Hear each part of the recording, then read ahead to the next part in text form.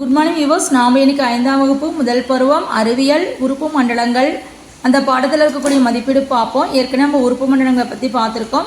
First one, சரியான விடையை தேர்ந்தெடு. 1, மனித உணவு பாதையின் நீளம் என்ன? நாம் அந்த டாபிக் நடத்தும் போதே சொல்லியிருப்போம். மனித உணவு பாதையின் நீளம் 6 to 9 மீட்டர் இங்கே மாற்றி கொடுத்துருக்காங்க. சுவாசத்துடன் தொடர்புடைய உறுப்பு, நம்ம சுவாசத்தோடு தொடர்புடைய உறுப்பு நுரையீரல்கள். நமது உடலில் எத்தனை சிறுநீரகங்கள் உள்ளன? 2. அடுத்ததாக மூளையின் செயல்பாட்டு அலகு. மூளையின் செயல்பாட்டு அலகு நியூரான். இரத்தத்தை உந்தி தள்ளுவது இதயம். ஏன்னா ரத்த சுழற்சி அங்கே தான் நடக்கும். அடுத்து கோடிட்ட இடத்தை நிரப்புக. உறுப்புகளின் தொகுதிகள் டேஸ் மண்டலத்தை உண்டாக்குகின்றன. உறுப்பு மண்டலத்தை. உடல் கழிவுகளை வெளியேற்றும் செயல் கழிவு நீக்கம் எனப்படும். மனித இதயத்திலுள்ள அறைகளின் எண்ணிக்கை 4. சிறுநீரகங்களின் செயல் அலகு நெஃப்ரான்கள். மனித நரம்பு மண்டலம் 2 பகுதிகளாக பிரிக்கப்பட்டு உள்ளது. சரியா அல்லது தவறா என கூறுக. இரத்த ஓட்ட மண்டலம் இதயம், ரத்தம் மற்றும் இரத்த குழாய்களை உள்ளடக்கியது. இரத்த ஓட்ட மண்டலமானது இரத்த ஓட்ட மண்டலம் அப்படின்னாவே இதெல்லாம் உள்ளடக்கியது தான். சரி. இரத்தத்தின் முக்கிய பணி ஊட்டச்சத்து, ஆக்சிஜன், கழிவுப் பொருட்கள் மற்றும் ஹார்மோன்களை கடத்துவது. அதுதான் இரத்தத்தோடைய வேலை. அது உடலில் உள்ள அனைத்து உறுப்புகளுக்கும் செல்களுக்கும் இதனை கடத்துகிறது. சரி.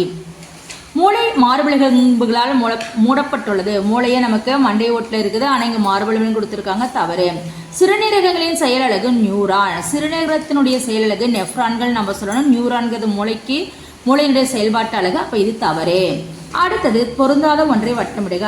வாய், வாய்க்குழி, தொண்டை 3 உணவு பாதை. நுரையீரல்ங்கிறது சுவாசம் தொடர்புடையது, அதன் நுரையீரல் வேறுபட்டது. நாசி, நாசிக்குழி, தொண்டை அப்படிங்கிறது நுரையீரல் சம்பந்தப்பட்டது. சுவாச மண்டலம். வயிறு அப்படிங்கிறது செரிமான மண்டலம். அப்போ இதுதான் பொருந்தாதது. வாய், உணவு குழாய், வயிறு, சிறுநீரகம். அப்போ வாய், உணவு குழாய், வயிறு அப்படிங்கிறது செரிமான மண்டலம். சிறுநீரகம் அப்படிங்கிறது கழிவு நீக்க மண்டலம். சுவைத்தல், கேட்டல், சிந்தித்தல், நுகதல். அப்போ சுவைத்தல், கேட்டல், நுகதல் இதெல்லாம் ஐம்பொறிகளுக்கு உண்டானது. சிந்தித்தல் அப்படிங்கிறது மூளை சம்பந்தப்பட்டது. பெருமூளை, சிறுமூளை, முகுளம், நெஃப்ரான். அப்போ பெருமூளை, சிறுமூளை, முகுளம் அப்படிங்கிறது மூளையினுடைய 3 பகுதிகள். நெஃப்ரான் என்பது சிறுநீரகத்தினுடைய அழகு.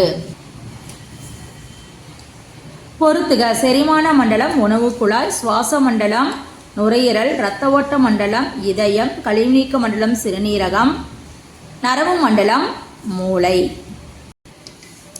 அடுத்து சுருக்கமான விடையிலே நமது வாயில் உள்ள செரிமான சுரப்பிகளை கூறுக. நமது வாயில 3 செரிமான சுரப்பிகள் இருக்கு. உமிழ்நீர் சுரப்பிகள் அப்படின்னு நம்ம சொல்லுவோம். அது என்னங்கிறத பார்ப்போம். 3 இணை உமிழ்நீர் சுரப்பிகள் உள்ளன. மேலெண்ண சுரப்பி, நாவடி சுரப்பி, கீழ்த்தாடை சுரப்பி போன்றவை ஆகும். நம்ம உடல்ல எவ்வளவு உமிழ்நீர் சுரக்குது அப்படின்னா ஒரு நாளைக்கு 1.5 லிட்டர் உமிழ்நீர் ஒவ்வொரு நாளும் சுரக்கின்றன. அடுத்து 2வது வினா, சுவாசித்தல் என்றால் என்ன?